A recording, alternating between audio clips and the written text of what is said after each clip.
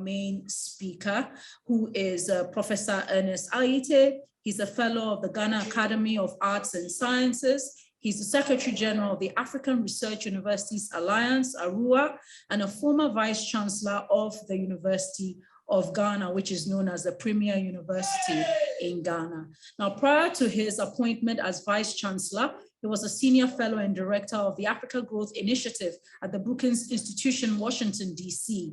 He was also a director of the Institute for Statistical, Social, and Economic Research, ISSA, of the University of Ghana, Legon, for the period of February 2003 to January 2010. He's an economist and has a plethora of publications to his name. He is the president of the Old Achimota Association, a position he's held since 2015 and was re-elected to that position in 2018. At this point, let's welcome our main speaker, Professor Ernest Aryeetey, who will be speaking on the topic, Ghana's education system, current state and future aspirations. Professor Aryeetey, thank you very much for making some time for us. You're welcome. Thank you very much, Ajifa. Let me try to share my screen now. Yeah, thank you very much. Let me begin also by thanking Dr. Soji Tete for inviting me to join you in this discussion. We all agree that it's a very important discussion that must take place. For too long, as Ghanaians, we've shied away from dealing with important matters that affect all of us in this particular manner. So I think the platform is appropriate for the purpose, and I'm happy to be with you. Today, there are a couple of main messages that I want to deliver in this. The very first one is that secondary education in Ghana is becoming less and less competitive. And I'll be showing you exactly how this lack of competition is occurring. A lot of what the previous panelists mentioned are good anecdotes to that lack of competition in our secondary education. And I make the point that this can threaten social cohesion in the future and undermine national development. I think our first speaker made or mentioned the fact that she was worried about what all of this meant for young people in terms of career, and what this would mean for the national economy itself. And then as a result of challenges with the economy, what this would mean for social cohesion. So in my talk this evening, I will describe the structure of the system. I'll talk about its performance, and then I'll focus quite a bit on tackling the challenges of the system before concluding. One point that I'll be making throughout this is the fact that you need to do something about how our schools are governed. If we don't do something about how our schools are governed, the likelihood that we'll be able to solve these challenges or tackle these challenges would be extremely low. So for me, school governance, which would include the leadership that Bukasa spoke about, but it goes well beyond the leadership of the schools. It includes the teachers, and it includes the Ghana Education Service, and it includes the Ministry of Education. There are many stakeholders. In my view, the education system has been held to ransom by many different interest groups. It is the problem that has been caused by interest groups that have dominated making of education policy in this country.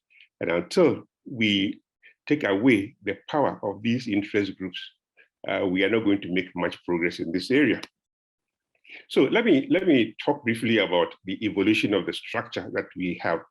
You know, this structure has evolved from many attempts in the past. The first one that I recall is a committee that was put in place soon after the overthrow of the first Republican regime that we had.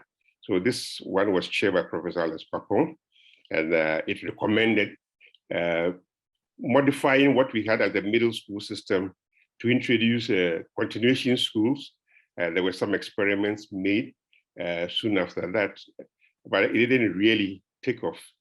Then we had the GBEHO committee that criticized the concept of the continuation schools, and in their place proposed a 3-year post-primary system called GSS, and then a 2-year senior secondary lower, and then another 2-year senior secondary higher in preparation for university. So basically, maintaining a 7-year post-basic education system before entering the university, but broken into 3 different tranches. In 1987, the PNDC introduced the 3-year GSS, which later on became modified to JHS, and then a 3-year senior secondary or SSS, which also became the SHS. The Kufuor government introduced, in addition to this, a 2-year preschool system as part of the basic system. And today, we have the structure being maintained, but with the introduction of free SHS, which we've heard quite a bit about this evening. What is important is that in all of these, and I maintain this, in all of these changes in the policy that we've seen, we've seldom paid attention to what the big picture is supposed to be, what we really, in 1987, before we introduced the GSS and the SSS system, everybody spoke about the need to reform the system, the need to reduce the number of years spent in school and so on. The main thing driving that change at the time was the cost.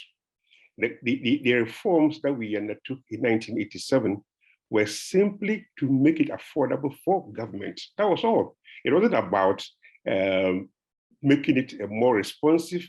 It wasn't about getting better educated children. Yes, we heard a bit about that, but the main motivation was to reduce the amount of money spent by the state on education.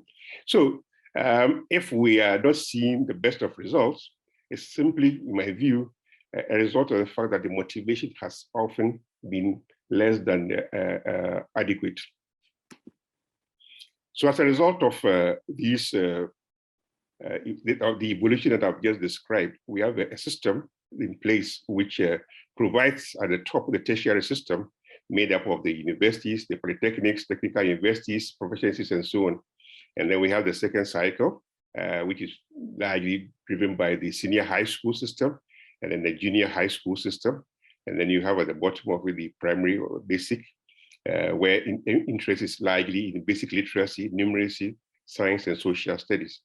So this is the structure, and you have on the left side of this panel here, the ages that you expect people to be at each level of the system, and how long they are expected to be there. So you spend 6 years pursuing your primary education, and you do 3 years junior high, 3 years senior high, and then 4 years at the tertiary level mostly. Now, what are some of the characteristics of the system that we have today?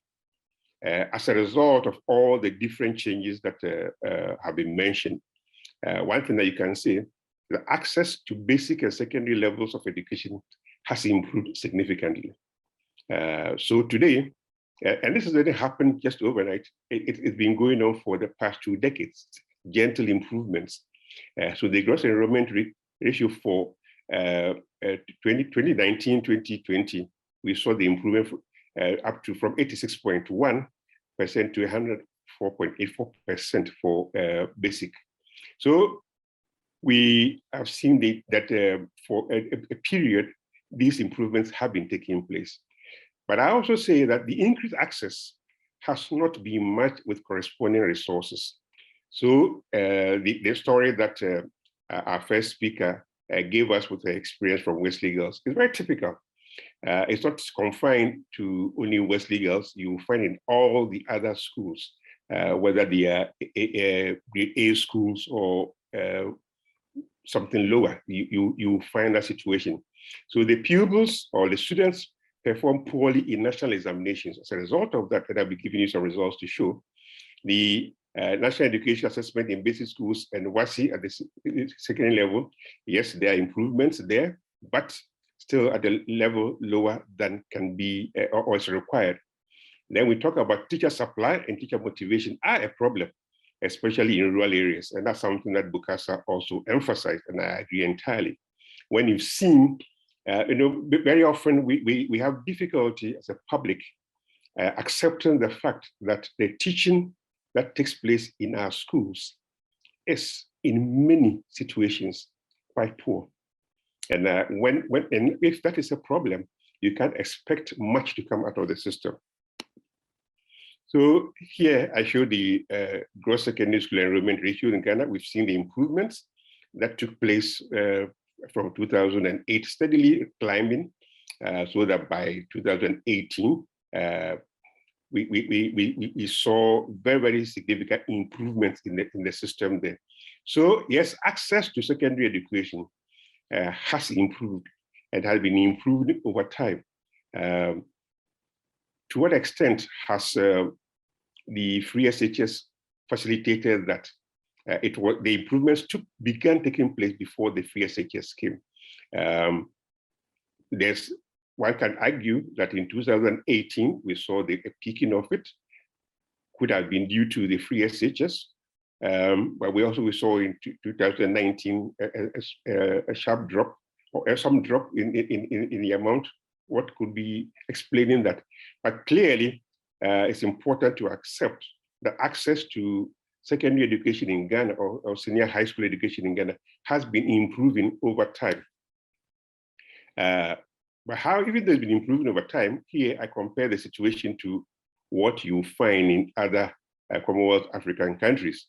So even Ghana has about 66.6, and then you have countries like Kenya and Lesotho, Mauritius, Namibia, so way above that. South Africa is above that, Swaziland is above that. Quite a number of countries in the region are doing much better than Ghana in this particular area. So yes, access is improving, but other countries in the region are doing better. Now let me talk a little bit about international comparisons. And here I'm making reference to what we call TIMSS, the Trends in International Mathematics and Science Study. This is a series of international assessments of the mathematics and science knowledge of students around the world. So basically, you expect all young people of a certain age to be able to do comparable things.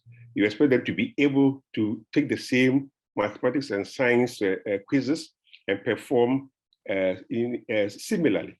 That's what you expect, because they've been through the same number of years in school. They are supposed to have been introduced to the same curriculum. They are about the same ages. So you expect them to perform in a manner that is comparable across countries. So here, let me make the point that Ghana used to participate actively in this. The last few years, in the last 5 years, we've seen no participation from Ghana, largely because it's a case of if you're not performing well, you don't want to be exposed to the rest of the world, and so you walk away from that major thing. So in this first one that I show here, this is TIMSS achievement, mathematical achievement distribution for children about age 8 or 9. Sorry, the number of years school, about 8 or 9 years in school, average age about 14.5. So basically, the ages at which we expect kids to be entering our senior high schools and so on. Now, what is interesting is the fact that for this one, this was in 2009, I think, Ghana is right at the bottom there. Ghana is right at the bottom. The only country that performed worse was South Africa in this one here. But clearly, your 14-year-old, your 15-year-old are not able to do what other 15-year-old kids are doing around the world in mathematics. This is science for the same cohort. These are for 14, 15-year-olds. Again, Ghana is right at the bottom there with South Africa and Botswana. You know, that's quite disturbing. So you go to this one here. This is the 2011 8th grade mathematics. Again, here Ghana sits right at the bottom. because South Africa, I think in that year did not participate. And so there was no one to save Ghana from the last slot. And then you go to the science achievement. Again, Ghana sits right at the bottom. Now, in preparing for this, I tried to find more recent this, and I found out Ghana has stopped participating there. Clearly, we are not keen on competing, not keen on becoming globally competitive. But that's something that should worry us as a people if we want to change the structure of our economy, we want to change our society, we want to have a much more modern society, we want to face the fourth industrial revolution squarely.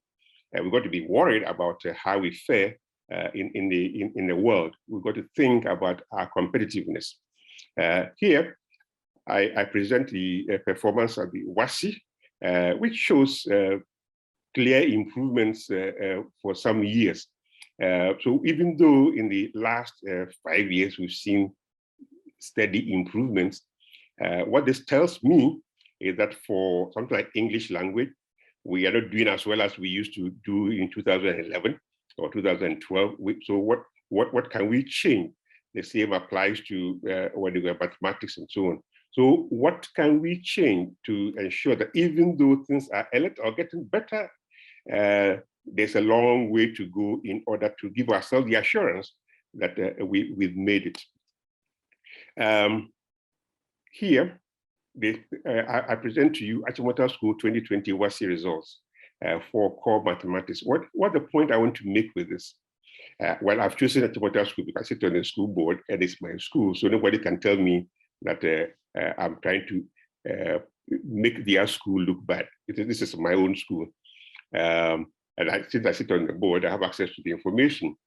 I got interested in this particular result largely because it shows me that only about 77.5% of the kids taking the exam, the core mathematics exam in 2020, did score up to C6, and the remaining 23% failed or to get a credit in that. What it means is that about 23% of the kids that went to Achimota School were not eligible for tertiary education because of core mathematics. And that's worrying. That is worrying that you have one of supposedly best schools in the system, and you could go there and there's a high likelihood that you will not be eligible for tertiary education because of your performance in English, mathematics, or any of the requirements. Now, how do we explain the challenges of the system? Bukasa spoke about some of them. There are still a few more that we need to talk about. Dr. Kwao also mentioned a few. The first thing that I talk about is inadequate investment in schools reflected by poor infrastructure, facilities, and equipment. You know, and this is not peculiar to any one school. It cuts across the schools. It cuts across the schools. The investments required to teach science in our schools is huge. It is huge. And it's not going to be made available through any public means immediately. The likelihood that it will come from a public source in the next few years, extremely low in my estimation. The second point I make is inadequate teacher preparation, often attributed to poor motivation and low morale. So our teachers are not what they used to be, according to Bukasa, and there's evidence of that. It's not just Bukasa saying it, but there's enough evidence across many schools of inadequate teacher preparation, inadequate time spent in school. And our former student mentioned that the amount of time that is devoted to interaction between, or contact hours between students and their teachers is getting shorter and shorter, shorter and shorter with time. Getting shorter and shorter with time. Students are spending less time in school. The engagement with teachers is going down. So it takes us back to the old debate of 3 years, 4 years. Which one is better? How do we resolve it? Very soon I'll talk about it in a minute. So schools focus on getting students to pass examinations mainly. So today, if you take your kid to any senior high school in Ghana, what the teachers are thinking about is how to assist that child to pass the exams. It is not about how to educate that child, but it's about passing the exams. That's how the system functions today. And some parents are happy with it, others are not. But the right discussions must take place. Do we want our kids just to pass exams or to be well-rounded citizens, knowing how to use their heads, knowing how to use their hands, knowing how to figure out how to survive as human beings? The system of governance of public schools does not provide much incentive for schools to want to excel. I have no difficulty saying that there's no secondary school in Ghana, public school in Ghana, where the school board runs the school. The school boards don't run this. They don't take any important decisions. The important decisions that affect all of our schools are taken by the Ghana Education Service and by the Ministry of Education.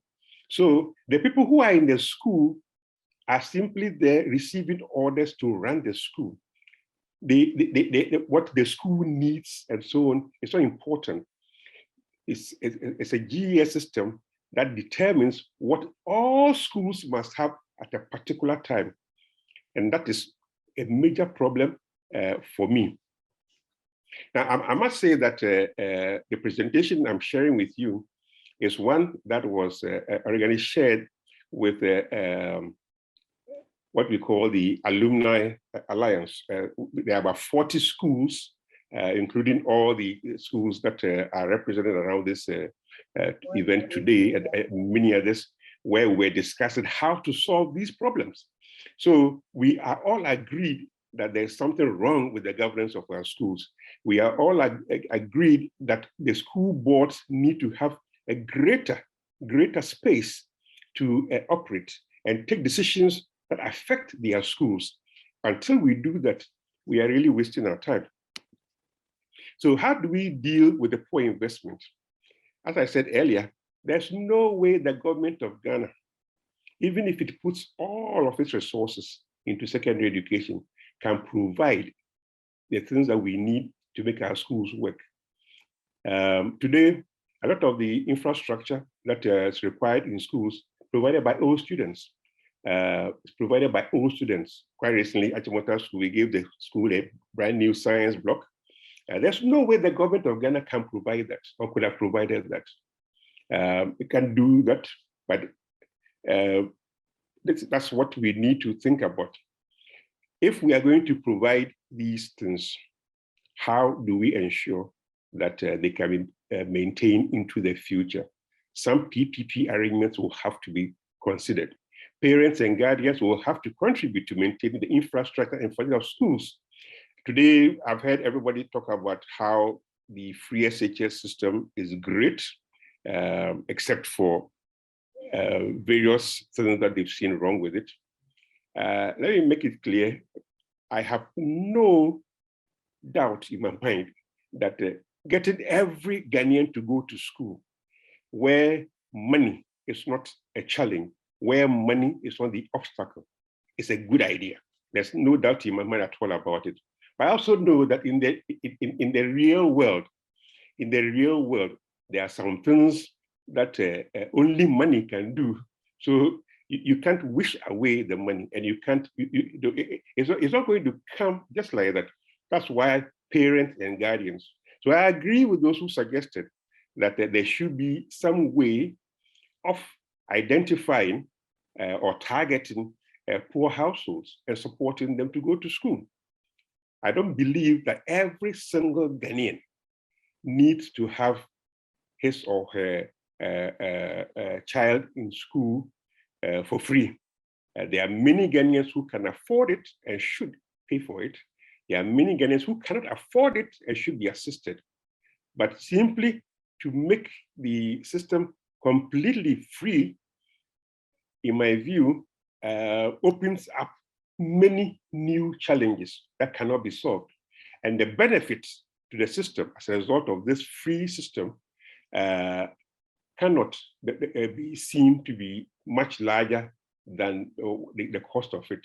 The cost of it, as we've seen, is the decline in quality.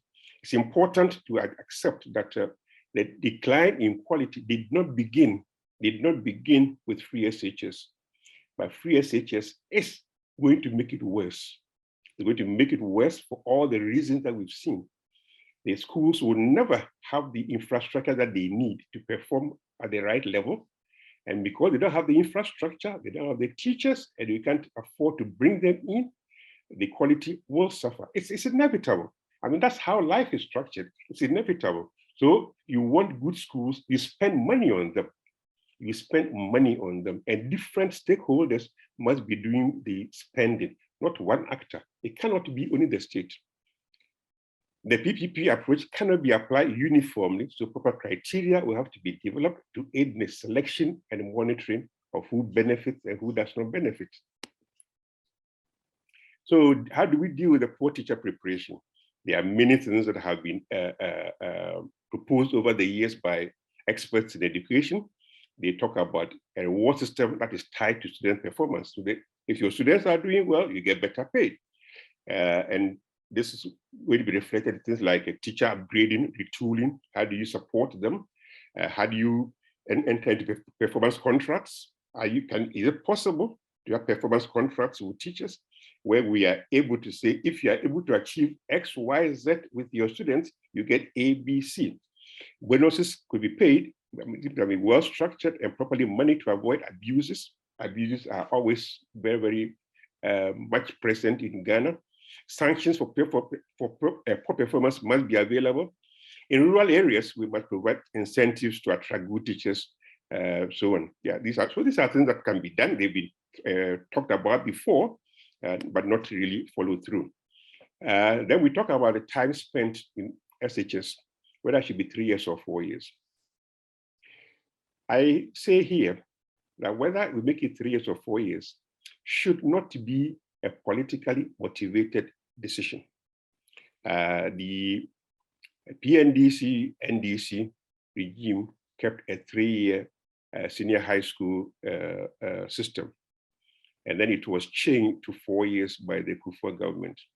And then the Tamils Mahama government switched it back to 3 years. What was interesting in all the switches made was the fact that the only arguments made by one group or the other was largely politics. And I'm saying that there's enough evidence that we can find from good research that will tell us what will work. So in making that decision to avoid the politics, let international best practices guide us in our discussions. What kind of content would allow 15 to 16-year-old students in Ghana to be more competent and competitive? What we should be thinking about, how do we ensure that when 15-year-old Ghanaians take their teams, they will be doing as well as the Singaporeans or the Koreans or the Chinese or as the Finns and Swedes and so on. How do we do that? That is what should be at the back of our minds. How do we get 15-year-old Ghanaians to be able to pass those exams as well as anybody else? Not run away from it. Let's not say, oh, because we are not doing well, we will not go for us to be embarrassed. And that's what I've heard many people say in the Ghana Education Service. The curriculum and its presentation should be more engaging and challenging. Here, we are talking about the use of appropriate technology. How do we get our students to have access to the kinds of equipment, the kind of infrastructure that students in Singapore or Korea have? Without that, there's no way we're going to compete with them. Without that, there's no way. We can build all the STEM schools we like. We can build all the STEM schools we like. But if they are not properly equipped, if they're not properly structured, if they don't have good teachers, it's a waste of money. And it's an important point that we need to make. So let us move away from the populist things that the number has gone from 0 to 15, and so we are doing well. There's a lot more to do than simply raising numbers. That's the point I want to make over here. So dealing with the governance challenges in the education sector, I say make GES more of a regulator of the school system and not a manager of the system. In doing that, it means that the board of a school should be the one that decides what teachers they want. It should be the board of the school that decides how many teachers they need. It should be the board that decides how many students will be admitted into a school. It should be the board that decides how many boarding houses do we need, and so on. Quite recently, I was at a board meeting at Achimota School, and I was horrified at the list of things that needed to be provided in order for the term to run properly. I was quite horrified by it, but it was also obvious to me that there was no way the Ghana Education Service was going to be able to provide even a half of the things required to run these schools, or this school. So let the school management run the schools supervised by their boards.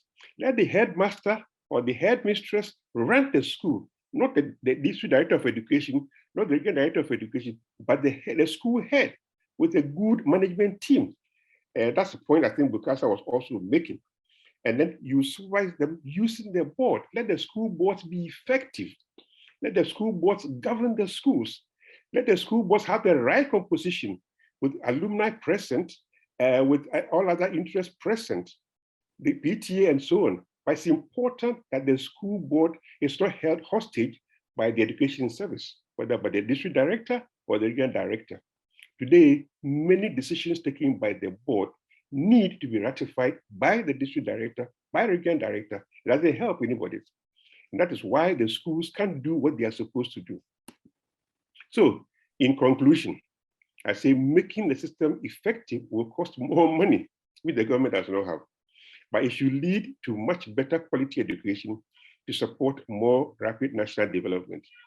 Ghana is not going anywhere soon if we don't do something about education. And we are not going to go anywhere with an educational system that seeks to keep people at a very low threshold.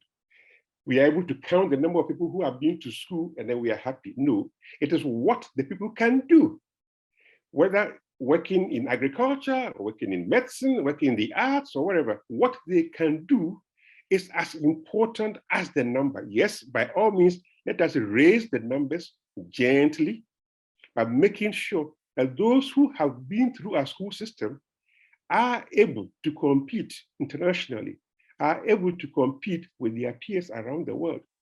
Until we do that, we are not going to get much out of our system, and it's going to affect our future and the future of our children and grandchildren. Thank you very much. Thank you very much, Professor Aryeetey. I guess the lecture was very comprehensive. We have some messages who have already been saying that the presentation is very, very informative and instructive, and that's the message coming from Christian.